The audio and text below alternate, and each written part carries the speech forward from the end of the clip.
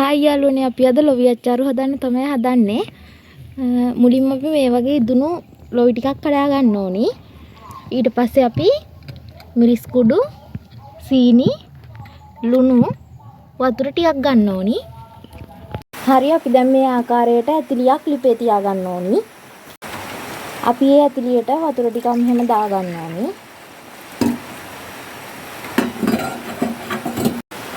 ඊට පස්සේ අපි මෙහෙම ලොවි ටික එකට දා ගන්න ඕනි.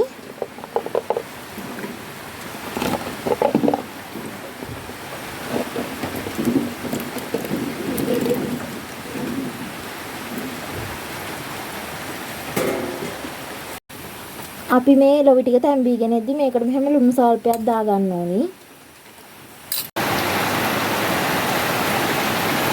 දැන් ලොවි මේ ගෙඩි මේ ආකාරයට මේ පැරිලා තියෙනවා.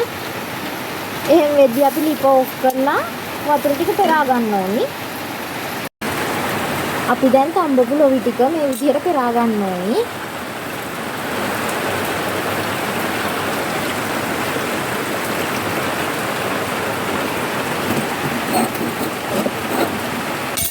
මෙහෙම වතුර ටිකක් ඉතුරු වෙන තමයි අපි පෙරා ගන්න ඕනි.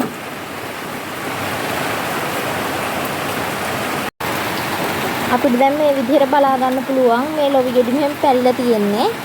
අපි දැන් මේකට මිරිස් කුඩු සල්පයක්,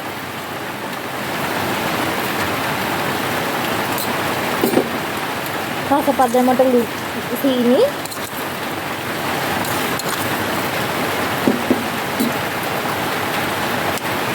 ලුණු සල්පයකට එකතු කර ගන්න ඕනි.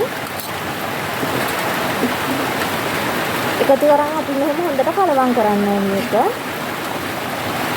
ලිපත් on කරන් අපි හොඳට මෙහෙම කලවම් කරන්න ඕනි.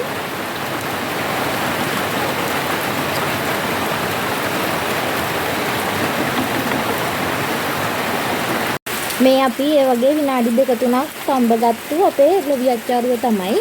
හරිම රස පාටයි නේද යාළුවනේ. ඔයාලත් හදලා බලන්න.